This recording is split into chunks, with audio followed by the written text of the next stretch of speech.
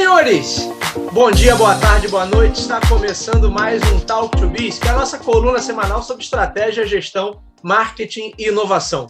O meu nome é Bruno Garcia, eu sou professor e profissional na área de marketing e business, e aqui você já sabe, toda semana a gente traz um tema novo a respeito do mundo dos negócios, mas também a gente de vez em quando faz comentários sobre notícias e acontecimentos que podem ter um impacto na sua empresa, no seu planejamento estratégico ou na sua carreira. Lembrando sempre que esse podcast está lá disponível nas principais plataformas de podcast da atualidade. Se você usa o Spotify para ouvir seus programas prediletos, suas músicas, Deezer, Amazon Music, estamos em todas as principais plataformas de podcast e também temos no YouTube o nosso canal Talk to Biz. Então, todo o conteúdo do podcast é disponibilizado em vídeo no YouTube. E particularmente os episódios onde eu tenho convidado, como é o caso de hoje, a gente sempre libera o conteúdo em vídeo no nosso canal no YouTube. Então, eu espero vocês por lá. Se você ainda não é assinante do canal, assina e ativa as notificações para receber as novidades. Bom, e hoje, como eu já antecipei para vocês, temos convidados. É dia do nosso Talk to Biz Café, onde eu trago um especialista, um profissional, um professor para tratar de determinado tema. E hoje eu tenho a honra de receber o André Esteves, que é meu companheiro de profissão, aí, professor também, que atua com liderança, atua em diversas áreas. André, seja muito bem-vindo ao Talk to Biz. Obrigado, Bruno. Um prazer e uma honra estar dividindo esse espaço aqui com você. Eu que te acompanho também há bastante tempo. Parabéns aí pelo programa. Acho que ele tem um conteúdo bastante significativo nesse contexto, principalmente. Estou aqui à disposição para a gente bater um belo papo e vamos em frente. André, você tem uma forte atuação em redes sociais também, está sempre fazendo live, fez muita coisa nesse período, esse período que eu digo, né, do ano passado para cá. Para quem não está sabendo, a gente está tentando sair de uma pandemia, então o André produziu muita coisa. Fala um pouquinho do teu trabalho, fala um pouquinho do que você tem produzido por aí para a galera te acompanhar também. Bom, na verdade, nós somos colegas professores, né? Isso é uma cachaça, a gente entra e não sai mais, né? Então, verdade. E como professor também, a gente passa por um processo de transição muito grande por conta desse episódio da pandemia que tomou conta. Ninguém esperava que nós fôssemos chegar praticamente no final de 2021, ainda com tantas coisas incertas, com tantas dúvidas, num momento assim tão crítico, né? Eu me lembro que quando começou, a gente tinha assim no horizonte que, na pior das hipóteses, em agosto do ano passado estava tudo resolvido, né? Já estamos no outro ano. E a presença nas redes sociais se deveu exatamente por isso, Bruno. Eu me lembro muito bem que o último dia que eu dei aula presencial foi no dia 9 de março. No dia 16, aqui no Rio de Janeiro, isolamento social. E no dia 23 a gente já estava aqui. Viramos muito rapidamente a chave, entendendo que aquilo ali era absolutamente importante pela nossa instituição, pelo nosso trabalho, pela nossa missão, né? O professor tem uma missão, um papel social muito relevante num momento como esse, né? E aí foi. E no dia 9 de abril, que era o dia do meu aniversário, eu falei, poxa, eu sempre reúno pessoas para comemorar meu aniversário. Esse ano, com isolamento, eu falei, vou reunir eles virtualmente. Então, eu me dei de presente em uma live. E uma live que eu falei, mas eu não quero uma ode ao André Esteves do aniversário. Eu quero poder contribuir por esse momento e dizer o seguinte, aonde eu posso, à distância, usando o que eu sei, trocar experiência com as pessoas. E ali nasceu um projeto chamado Capacitação em Casa. Então, eram toda quinta-feira, desde 9 de abril do ano passado até novembro, né? Como eu digo agora na linguagem, uma temporada, né? E me cobraram muito esse ano, porque não teve segunda temporada. Eu falei, olha, ainda não terminou o ano, de repente vai ter, mas de fato eu não consegui conciliar e eu fiz a minha participação de outras formas, escrevendo artigo para poder conciliar com as minhas atividades normais. Então, o projeto Capacitação em Casa surgiu exatamente como um objetivo de eu poder, à distância, estar próximo das pessoas. E aí a gente falava sobre temas que eu acho que naquele momento serviriam para dar uma acalmada, para poder dar uma perspectiva diferenciada, reduzir a ansiedade.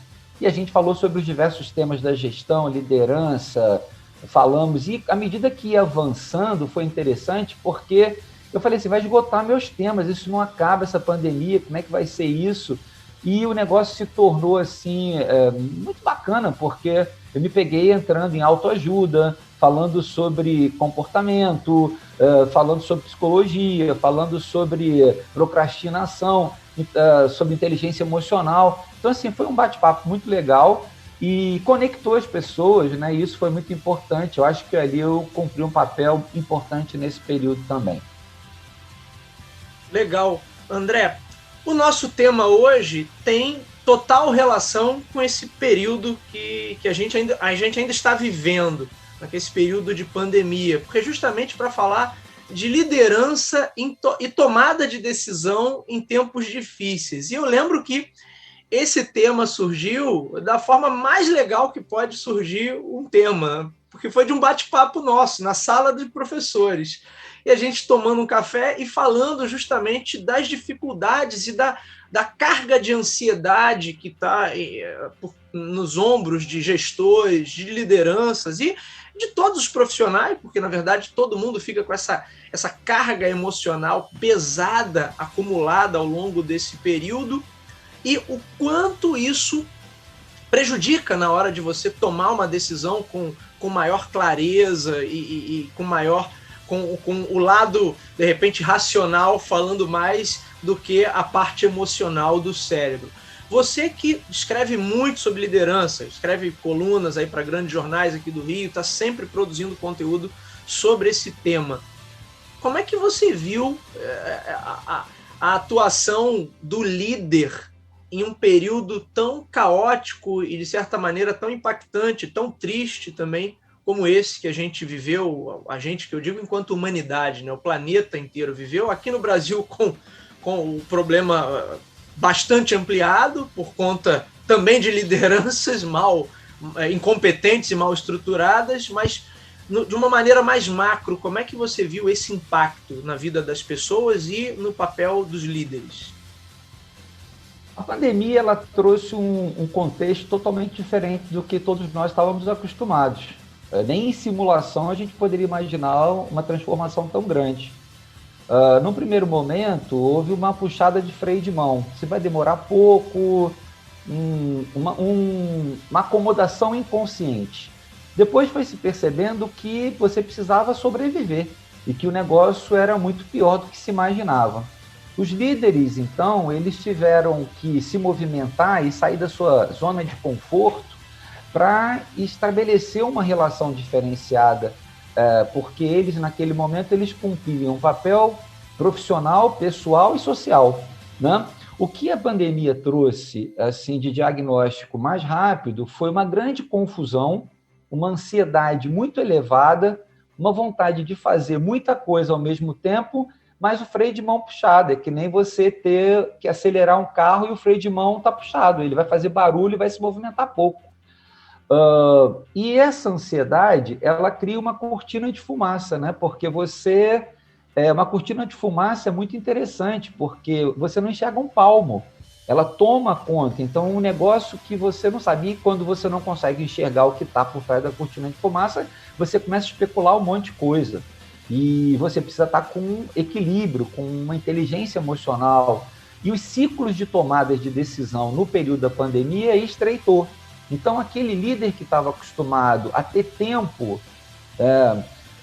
até porque fosse procrastinador, não importa, ele tinha um tempo para decidir as coisas, ele precisou ter que definir as coisas num intervalo de tempo menor. E aí, você precisa estar muito preparado, porque a tomada de decisão é algo que gera um impacto muito grande nos liderados, na organização, no resultado, e você tem que ter muita segurança, mas o contexto era de total insegurança. Se falava muito sobre você precisa se reinventar, você precisa ter adaptabilidade. Isso, teoricamente, é muito bacana, mas isso na prática e numa pressão de resultado, numa característica em que alguns segmentos precisavam sobreviver, isso é uma coisa que você não consegue desligar como uma máquina que liga um botão e desliga. Então, assim, a ansiedade, ela cria essa cortina de fumaça, por sua vez, gera insegurança e você, ao mesmo tempo, com o desafio de tomar decisões em ciclos mais rápidos. Porque o que você tinha de médio longo prazo passou a ser de curto prazo imediato. Então, decisões que você precisava tomar em 24 horas. Né? Vamos abrir, não vamos abrir, vamos adotar esse protocolo, vamos passar para delivery, não vamos fazer, vamos suspender isso, vamos nos reinventar, vamos parar. Então, assim, eram ciclos muito curtos que exigia, primeiro, que você tivesse plenamente adaptado a um novo contexto que você não conhecia. Segundo, que você exercesse a liderança com pessoas, porque cada pessoa, naquele momento, ela tinha uma história diferente. A gente tinha ali colaboradores vivendo momentos diferentes, com crises diferentes em casa. O pessoal, por exemplo, dos serviços essenciais, que tiveram que continuar a jornada. Você imagina o que é liderar uma pessoa que sabe a crise que está, que vem trabalhar e volta para casa, tem filho pequeno, mora com a mãe, tem idoso, porque no primeiro momento a grande questão que se colocava era que os idosos iam ser mais afetados, como de fato foi. Depois isso mudou um pouco, mas no início, imagina, eu saio porque sou trabalho essencial, vou trabalhar, posso me contaminar na condução, posso contaminar no trabalho, já não sou satisfeito, o que eu ganho não dá para resolver, e ainda volto para casa quando eu voltar contaminado, para contaminar minha mãe, minha avó, minha esposa, meus filhos. Então, assim, a grande confusão que se trouxe nisso. E quem era o grande mediador desse processo? Os líderes. Os líderes é que precisavam fazer, porque eu costumo dizer uma coisa, né, que o líder é sempre solitário, e ele está sempre entre a cruz e a espada, porque o líder também tem o líder corta um papel, e muitas das vezes é o líder que perde a cabeça primeiro. A gente vê aí o Campeonato Brasileiro, toda hora um time corta a cabeça do técnico, corta a cabeça do técnico, corta a cabeça do técnico. Então o líder também tem suas inseguranças, ele vive uma matriz, num contexto onde a performance dele é muito associada a resultado, e uma grande confusão, porque a verdade é que ninguém sabia o que poderia acontecer naquele momento, né? Então, a ansiedade, ela criou essa barreira para tomar decisão num paradigma de que você precisava tomar decisões mais rápido. Aí foi uma grande confusão e teve que envolver um nível de capacitação e de troca de informação para que as pessoas pudessem minimamente se prepararem para saber que aquele movimento poderia ser feito. E muita resiliência, né, Bruno? Porque a pandemia trouxe para a gente um conceito de uma resiliência amplificada, né? Porque não era só uma resiliência de você lidar com uma situação adversa e inesperada. Ela fez a resiliência, ela permaneceu muito tempo. Então, ela é uma resiliência que teve um prazo, né, um fluxo de tempo muito maior. Então, é a resiliência da resiliência, da resiliência, da resiliência. Então, trouxe um esgotamento físico, mental muito grande. Então, isso foi o principal aspecto percebido durante esse período. Deixa eu te perguntar uma coisa a partir disso. Você acredita que essa geração, quer dizer, a nossa geração de líderes que está por aí, está no mercado, está ocupando posições dentro de empresas ou no espaço público, enfim, essa geração foi preparada para esse tipo de desafio? Porque a gente sempre escuta muito quando consome conteúdo sobre liderança ou quando lê coisas sobre liderança, que é a questão do líder mais burocrático, ligado a dados, a números, e o líder mais humano, mais do diálogo. E esse momento que a gente viveu colocou muito esses dois papéis, de certa maneira, em contraste. Você teve que ter um apelo muito mais humano nesse sentido, embora a gente tenha, infelizmente, né, a gente seja exemplo internacional da desumanidade em liderança, mas você acha que os líderes da nossa geração foram preparados, ou foram pelo menos bem preparados para esse tipo de desafio? Não foram, e você tem estatísticas que comprovam isso e pesquisa, né? Eu fiz parte, nesse momento estou afastado durante algum tempo do Conselho da Associação Brasileira de Recursos Humanos como convidado, e lá pude participar, à época que trabalhei em grandes empresas, nas organizações Globo, então tinha muita gente na minha área.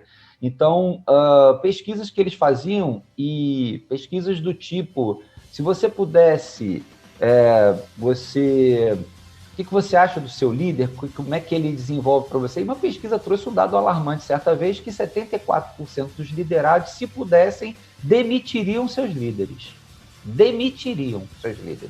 74, ou seja, 74 em cada 100 pessoas entrevistadas diziam que se tivesse uma caneta na mão e o poder de demitir, eles mandavam se embora. E por que eles fariam isso? Eles diziam assim, porque ele não me inspira. Ele não me inspira. Ele não é alguém que eu quero ter como referência de desenvolvimento. Isso é muito grave dentro desse processo, porque um dos papéis da liderança, né, é exatamente essa. Nós falamos, a liderança, nada é mais estudado na administração do que a liderança. Né? E quando a gente dá aula sobre liderança, é uma das cadeiras que eu leciono, e gosto muito de falar sobre isso, porque estou sempre aprendendo sobre isso, né? Então, as pessoas dizem, mas a gente pode ter um líder autocrático em pleno século XXI? Eu falei, devemos, tem que ter. Depende do público que ele trabalha e da atividade. Você imagina um líder liberal coordenando uma centena de motoboys, tendo que entregar dentro do prazo uma encomenda para alguém? Se ele não tiver o controle muito forte sobre essa operação, ele vai ficar vencido e o negócio não vai funcionar. Então, assim, eu acho que os líderes da nossa geração não foram preparados, como eu acho que os da futura geração também não estão sendo preparados para isso. E nesse artigo... Seria a minha próxima pergunta, inclusive. Pois é, e eu já imaginei, e aí eu já vou te responder. Acredito que não, porque a gente fala muito sobre as hard skills e as soft skills, né? Sobre habilidades comportamentais e habilidade técnica, conhecimento técnico. E eu, no meu artigo, o que me chamou a atenção para escrever esse último artigo que eu publiquei hoje, foi exatamente esse resultado de uma pesquisa de Londres, que, nesse contexto da pandemia, quais eram os principais atributos identificados num processo seletivo para líderes. E aí colocou, e os resultados foram impressionantes, porque é o seguinte, apresentou-se em primeiro lugar, com 56%, as habilidades comportamentais. É isso que todo mundo valoriza hoje, a capacidade de você se relacionar, de você liderar com empatia, a sua capacidade de interlocução. Em segundo lugar, com 43%, o conhecimento técnico e a experiência. E aí, o que chamou mais atenção é que 1%, porque a soma aí é 100%, é que 1% só estava associado a certificados e diplomas. 1% as pessoas valorizavam sobre isso. Aí a gente fala, nós somos da academia, né? E para a gente falou, mas o mercado de trabalho só está reconhecendo 1% sobre isso. E aí as pessoas têm uma visão muito imediata, reagem muito a isso, não é possível. Claro que é possível, porque o mercado ele não quer o diploma físico, ele quer o atributo que essa capacitação gera na pessoa. Isso é no comportamento e no conhecimento técnico. Então, eu digo isso sempre para os alunos, coloquei isso na aula ontem, falei, olha só, tem uma pesquisa que saiu agora, se você está aqui achando que você vai ter um diploma no final do período, mas você não levar o conhecimento dessa capacitação para o mercado de trabalho, você vai estar em situação complicada. E para os líderes, isso é muito importante, porque o líder ele tem que trafegar em todas nessas questões. E como ele lidera normalmente grupos muito heterogêneos, ele precisa transitar na habilidade comportamental, no conhecimento técnico e ser um bom formador de equipe. Porque o grande problema é que a equipe, o líder precisa saber lidar com equipes heterogêneas que se complementam. Porque uma equipe muito homogênea cria uma dificuldade para o líder porque ele perde a base comparativa. E ele não consegue tirar de um liderado, por exemplo, alguma habilidade, alguma competência que seja importante. Porque também ninguém é 100% dotado de uma capacidade extrema, né? E o conceito de equipe é exatamente esse. Então, eu colaboro com as minhas habilidades, mas a nossa sinergia é isso. O líder tem que observar a sinergia, mas a sinergia, o que é a sinergia, né? A sinergia, eu uso a letra da música do pessoal da Clube da Esquina, é a equação onde 1 mais 1 é sempre mais que 2. Né? A sinergia tem que ser isso. Se junta eu e você e trabalhamos numa equipe, a soma do nosso resultado final tem que ser maior do que você, Bruno, produz individualmente com o que eu, André, produzo individualmente. Por quê? Porque aí vai dar a química, a gente vai se complementar. Eu vou falar, Bruno, olha, isso aqui você faz melhor, você cuida disso aqui, isso aqui eu faço melhor, deixa aqui e faz. E o líder precisa ter essa habilidade. Aí ele precisa se dedicar, ele precisa se capacitar, ele precisa sair de uma zona de conforto de um sistema hierárquico, que às vezes dá a ele um poder, mas nós estamos na era do líder saber conduzir as coisas. Legal. Só você falou dessa questão da sinergia, a gente também usa muito esse conceito em marketing, né? Quando vai falar sobre a proposta de valor e o produto, quer dizer, o produto vale mais do que a soma dos materiais que foram usados ali para constituí-lo, porque eles trabalhando em equipe, aqueles materiais geram algum valor para quem está usando aquele item, para quem está usufruindo daquele serviço, claro. E por aí vai. Bacana, claro. Que você falou sobre a questão dos seus alunos, porque isso me leva a um outro ponto, já que somos colegas em sala de aula, e eu também costumo bater muito nessa tecla com eles, que às vezes há uma cultura aqui muito forte no Brasil de que eu quero o diploma, né, e isso vai me garantir alguma coisa, quer dizer, a questão de buscar a titulação a todo custo ou de qualquer maneira, né, e como se isso fosse a garantia de empregabilidade e, como você bem disse, aí não é. Mas o que eu quero te perguntar é assim, a gente tem uma geração em sala de aula, que é uma geração... Outro dia eu fiquei assustado, que o menino falou, nasceu em que ano? Nasceu no ano 2000, 2001. Eu falei, caramba, né? Estou ficando velho. E essa geração, André, que é ansiosa por natureza, por definição, não tem muita paciência para esse processo de planejamento, esse processo de construção, desse pensamento mais a médio e longo prazo. Como essa geração pode se preparar melhor para daqui a alguns anos eles estarem assumindo cargos de liderança e terem o mínimo de equilíbrio para lidar, eu espero que não com uma situação como essa que a gente viveu, espero que a gente não tenha outra dessa tão cedo ou nunca mais, se possível, mas como eles podem se preparar melhor para lidar com situações complexas, não a nível de uma pandemia mundial, mas que vão ser complexas também, vão exigir postura, decisões difíceis e que vão exigir esse equilíbrio emocional para chegar ao ponto de tomar boas decisões, como você falou, chegar ao ponto de saber conduzir e saber inspirar as pessoas, que talvez o que a gente mais careça aqui no Brasil é de lideranças inspiradoras. Então, que dica você daria, ou que caminho você indicaria para essa geração que já tem uma característica de ser, por natureza, extremamente ansiosa? Bom, Bruno, você coloca essa questão e eu te confesso que eu fiz um movimento recente, né? Assim, eu estava muito dedicado a lecionar na pós-graduação, eu queria trabalhar com um aluno que estivesse já no mercado de trabalho, com uma média de idade um pouco maior, então eu já vinha me dedicando mais à pós-graduação, MBA. Mas por conta disso que você coloca, eu pedi para voltar um pouco para a graduação, que eu queria ter contato com esse aluno que está chegando. Esse rapaz de 17, essa moça de 17, essa geração da diversidade, essa geração da inclusão, essa geração tecnológica, que você não vê, a mão ganhou a extensão de um smartphone. O grande desafio que a gente tem hoje na sala de aula é um aluno prestar atenção no que você está falando, né? Porque ele está ali com o WhatsApp e às vezes ele sem querer está dando valor a uma coisa que tem muito menos valor do que ele deveria dar naquele momento que está ali. Isso é uma mistura de coisas, isso é geracional, eu não sei responder isso, eu penso até que às vezes com o contato com esses jovens eu penso que eles são tão individualistas que vão ter dificuldade de liderar, mas a gente vai ter que encontrar um eixo em que essas pessoas entendam que eles são responsáveis pelo futuro do desenvolvimento. Eu não vejo que o papel do líder vai deixar de ter importância. Muito pelo contrário, daqui a 10, 20, 30 anos, a gente fala sobre a revolução tecnológica que já está acontecendo, logística 4.0, sistema todo. Hoje você está pensando numa coisa, quando você abre o seu smartphone, já tem uma oferta daquilo que você pensou. Você fala assim, o que está acontecendo? É inteligência artificial.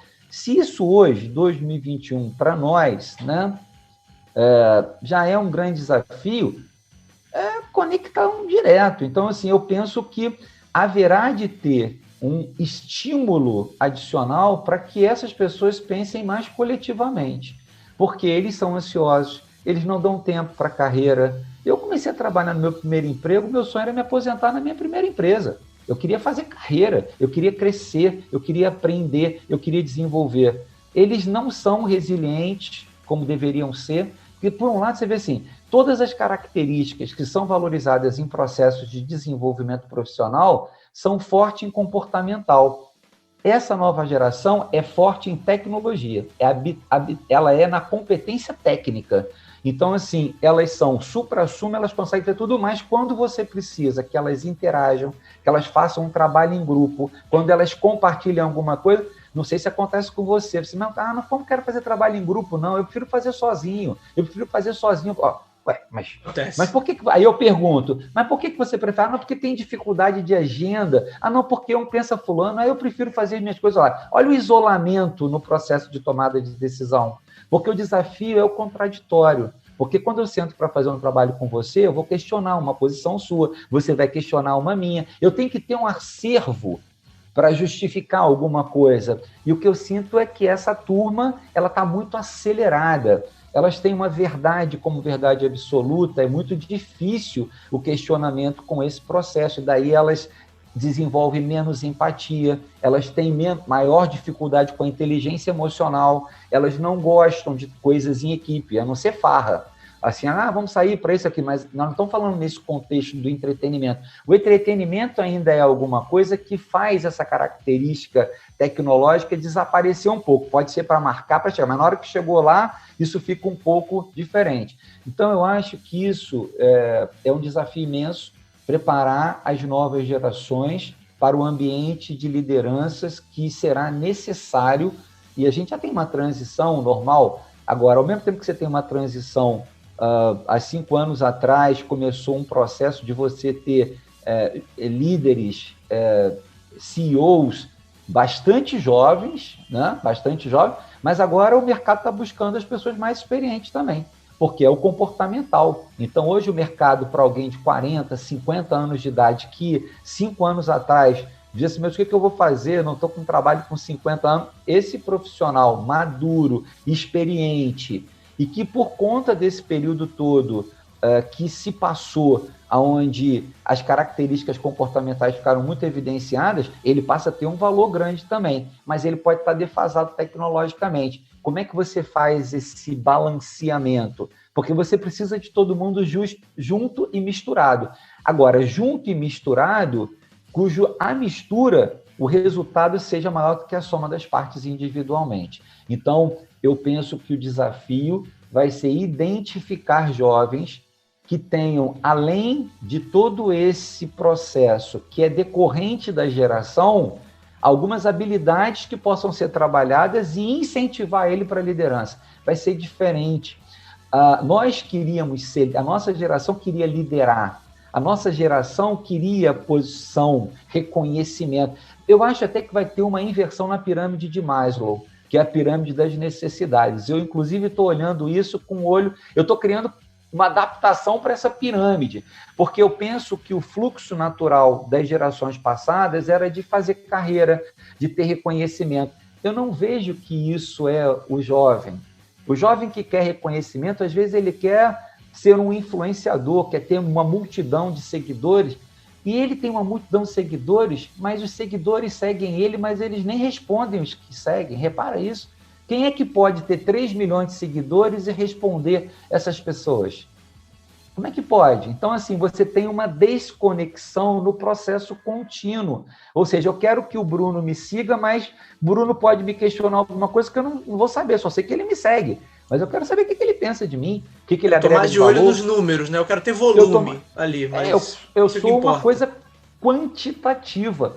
E isso interfere nesse processo de liderar, porque liderar é trabalhar com as divergências, é compor. Qual é o líder hoje que tem uma melhor possibilidade de êxito? O líder mediador, o líder situacional, porque o líder lida com pessoas que estão em interseção na função, mas que são completamente diferentes de realidade de um e do outro.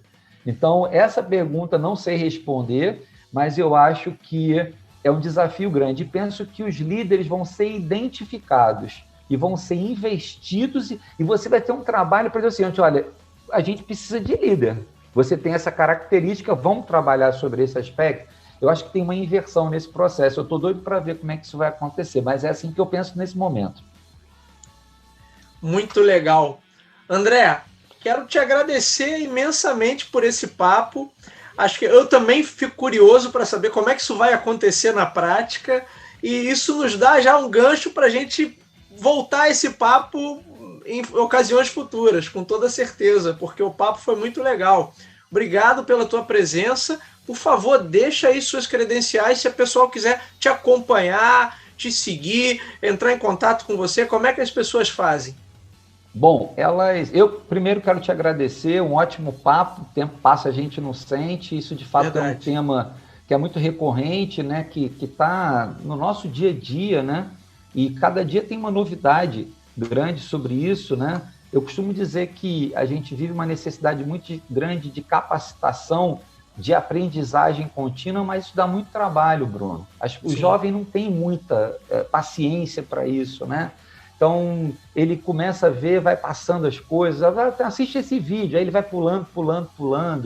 O jovem escuta o recado no WhatsApp naquela velocidade que não entende muito bem, ou seja, há uma ansiedade muito grande de antecipar as coisas. E a capacitação e a aprendizagem contínua, ela exige que você esteja permanentemente envolvido. Todo dia você está aprendendo uma coisa, você está experimentando, né?